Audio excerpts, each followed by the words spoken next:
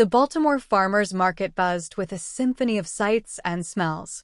Elena, an Italian woman weighed down by the weight of a demanding job and a suffocating apartment, weaved through the crowd, yearning for a taste of escape. Her eyes landed on a stall overflowing with an Italian staple, cannoli. Golden brown shells, dusted with a delicate blanket of powdered sugar, peeked open, revealing creamy ricotta fillings. Lost in the promise of comfort, Elena joined the line. The vendor, a kind-faced woman with a touch of sadness in her eyes, noticed Elena. "One cannoli, cara?" she asked, her voice laced with a hint of warning that went unnoticed by Elena. "Prego," Elena replied, a tired smile playing on her lips. As Elena paid, the vendor hesitated, her lips forming a silent plea. "Be careful," she whispered, barely audible over the market's cacophony. Elena, consumed by the daydream of a sugary escape, simply smiled and hurried away. Finding a quiet corner, Elena cradled the cannoli in her hand. Taking a large bite, she savored the creamy ricotta and the satisfying crunch of the shell. But a moment later, a metallic tang flooded her mouth. Panic surged through her as a prickling sensation spread like wildfire through her body. Her vision blurred, and the once vibrant market scene dissolved into a dizzying kaleidoscope of colors. Elena stumbled back, the paper bag crumpling to the ground. The vendor's worried face flashed in her mind, the unspoken warning now a horrifyingly clear memory. The cannoli, a symbol of comfort from her heritage, had become the instrument of her demise. Gasping for breath, Elena crumpled to the cobblestones. The bustling market fell silent as onlookers rushed to her side. The kind-faced vendor, tears welling in her eyes, pushed through the crowd, her worst fears confirmed. News of Elena's collapse spread like wildfire. Detectives arrived, swarming the scene. The cannoli became the prime suspect. They were confiscated, their golden shells now a chilling reminder of the potential darkness lurking beneath a delicious facade. The investigation led them to a disgruntled ex-employee, a man recently fired by the bakery owner. As they delved deeper, a web of resentment and anger unraveled. The ex-employee, it turned out, had meticulously injected a potent poison into the cannoli filling, his bitterness festering into a deadly plan. The investigation widened. The remaining cannoli were analyzed, a race against time to see if others were at risk. Were there more victims, or was Elena a tragic target? The fear hung heavy in the air. Forensic tests revealed the ex-employee's method, a swift-acting poison hidden within the creamy ricotta. Elena's death, fueled by a twisted vendetta, cast a dark shadow over the once joyful market. The search for the ex-employee intensified. Elena's demise, triggered by a familiar and comforting treat, became a chilling reminder that appearances can be deceiving and that sometimes the sweetest dreams can turn into the bitterest nightmares. The hunt for the ex-employee, Marco Rossi, became a citywide chase. His name and face plastered across every news channel, the once anonymous baker was now a desperate fugitive. The bakery, once a haven of warm aromas and sweet treats, became a crime scene, the cheerful staff replaced by forensics teams meticulously combing for evidence. Meanwhile, at the hospital, the news reports struck a horrifying chord with Sarah, the mother of young Ethan. Ethan, who had also purchased a treat at the farmer's market, a cannoli just like Elena's, felt a familiar wave of nausea wash over him. Remembering the news reports about the poisoned cannoli, Sarah's heart pounded a frantic rhythm against her ribs. Could her son be another victim? Rushing Ethan back to the hospital, Sarah's mind raced. They performed a battery of tests, the wait agonizingly long. Finally, a doctor emerged, his face grim. Traces of the same poison found in Elena were present in Ethan's system, thankfully in much smaller quantities.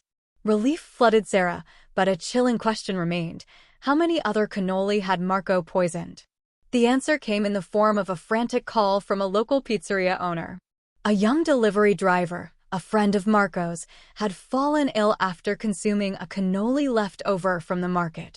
He was rushed to the same hospital as Ethan, his condition far more critical due to the larger amount of poison ingested. With this new information, the investigation took on a desperate urgency. The net began to close in on Marco. Witnesses at the market came forward, recalling a nervous man arguing with the vendor just before the bake sale. Security footage from a nearby store captured Marco entering the bakery through a back door shortly before closing time on the eve of the market. The pieces of the puzzle began to fall into place. Marco, fueled by a simmering rage towards the bakery owner who had fired him, used his past access to inject the poison into a select number of cannoli. He targeted Elena specifically, perhaps due to a personal grudge, but the other victims were simply unfortunate casualties of his twisted plan. The final confrontation unfolded in an abandoned warehouse, a tip leading the authorities to Marco's hideout. A tense standoff ensued, Marco cornered and desperate. In a flurry of emotions, he confessed his crimes, his voice laced with a chilling mix of resentment and despair. He was apprehended, his face a mask of defeat. The aftermath was a bitter pill to swallow. Elena's life, tragically cut short by a familiar treat. Ethan, forever marked by the experience, a reminder of the fragility of life. The once vibrant market stall remained closed, a poignant symbol of shattered trust and shattered lives. The story of the poisoned cannoli served as a stark reminder that even the sweetest things can harbor darkness. It was a cautionary tale whispered on the wind, a reminder to cherish the simple pleasures of life and to be wary of those consumed by shadows. The memory of Elena, forever linked to the golden shells of the cannoli, became a chilling testament to the consequences of vengeance and the devastating power of a single, poisoned bite. Months passed, and the Baltimore farmers' market slowly regained its vibrancy. The bakery stall, however, remained a vacant space, a constant reminder of the tragedy. Elena's friends and family, still grappling with the loss, found solace in remembering her vibrant spirit. Sarah, forever marked by the near loss of Ethan, became a fierce advocate for food safety regulations. One crisp autumn afternoon, a young woman with fiery red hair hesitantly approached the empty space where the bakery stall once stood. This was Sophia Rossi, Marco's estranged niece. She had just graduated from culinary school, her dream of owning a bakery fueled by a deep love for the craft, a love her embittered uncle had twisted. Sophia, carrying a wicker basket filled with an assortment of pastries, stood before the empty stall. Tears welled up in her eyes, a silent apology to the memory of Elena and the shattered lives her uncle had impacted.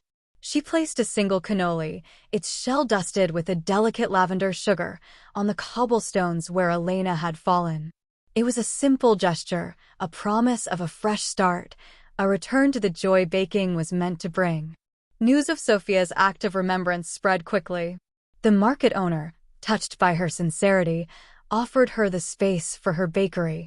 Hesitantly at first, then with a determined glint in her eyes, Sophia accepted. The new bakery, named La Dolce Vita, the Sweet Life, became a beacon of hope. Sophia's pastries, infused with her passion and a hint of lavender, a subtle tribute to Elena, became a sensation.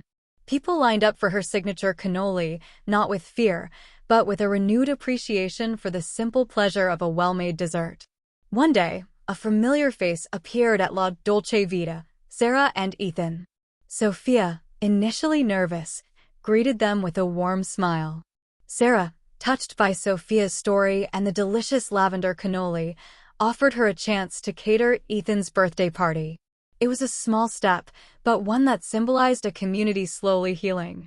The story of the poisoned cannoli remained a dark chapter, a reminder of the devastating consequences of vengeance.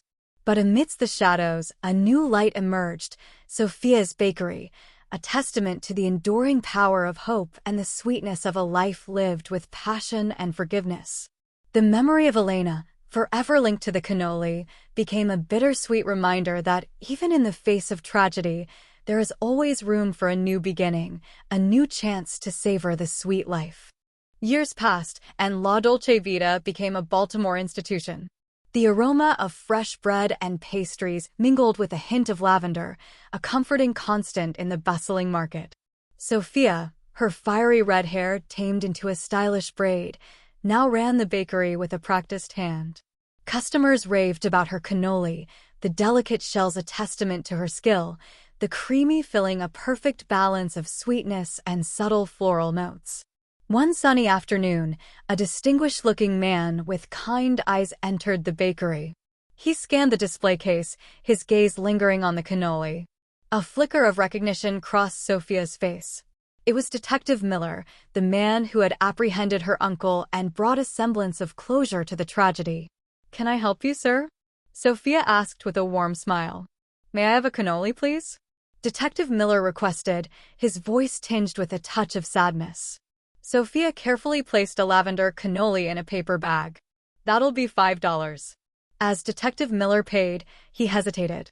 "You know," he began, his voice low, "the cannoli, it wasn't always a source of such pain." He shared a story of his childhood, of a small bakery run by an Italian family, the aroma of cannoli filling the air. He spoke of his grandmother, her eyes twinkling with love as she taught him how to hold the delicate shells without crushing them. Sophia listened intently, her heart stirring with a newfound understanding. The cannoli, once a symbol of her uncle's darkness, now bridged a connection with a man forever touched by the tragedy. "It's because of your cannoli, Miss Rossi," Detective Miller continued, "that I can now remember the cannoli of my childhood, the taste of love and family, instead of just loss." A tear glistened in Sophia's eye. "Thank you," she whispered, the weight of the past lifting slightly. Detective Miller left with his cannoli, a small victory in the battle between darkness and light. Sophia watched him go, a renewed sense of purpose blooming within her. La Dolce Vita wasn't just a bakery, it was a testament to the resilience of the human spirit, a place where the ghosts of the past could be laid to rest with a single bite of a lavender-dusted cannoli, a symbol of hope and the enduring sweetness. The years continued to roll by, and La Dolce Vita became a haven for Baltimore's sweet tooth. Tourists flocked to the market, drawn by the legendary lavender cannoli. Sophia, now a seasoned baker with a sprinkle of gray in her fiery hair, beamed with pride watching her team create culinary masterpieces. One crisp autumn afternoon, a young woman with nervous eyes approached the bakery. Her name was Anna, and she held a worn photograph, a younger Elena, her face alight with joy, holding a golden cannoli. Tears brimmed in Anna's eyes as she explained she was Elena's niece, visiting Baltimore for the first time. Sophia's heart ached. She led Anna to a quiet corner and gently shared the story of the tragedy and La Dolce Vita's birth. As Anna listened, the fear in her eyes softened, replaced by a flicker of understanding. "I brought this photo," Anna said, "because I wanted to thank you. Elena used to talk about wanting to open a bakery someday. Seeing yours, filled with warmth and life, feels like a part of her dream lives on." Sophia's throat tightened. She offered Anna a lavender cannoli, a silent tribute to a life cut short. As Anna took a bite, her eyes widened with surprise. "It tastes familiar," she whispered, a hint of a smile breaking through her tears. "Like a memory from childhood. A memory of love." In that moment, under the warm glow of the bakery lights, a sense of peace settled over Sophia. The cannoli, once a symbol of loss and vengeance, had become a bridge between past and present, a testament to the enduring power of love and the legacy of a life well lived. Elena's memory, forever woven into the fabric of La Dolce Vita, would continue to sweeten lives, one delicious lavender cannoli at a time.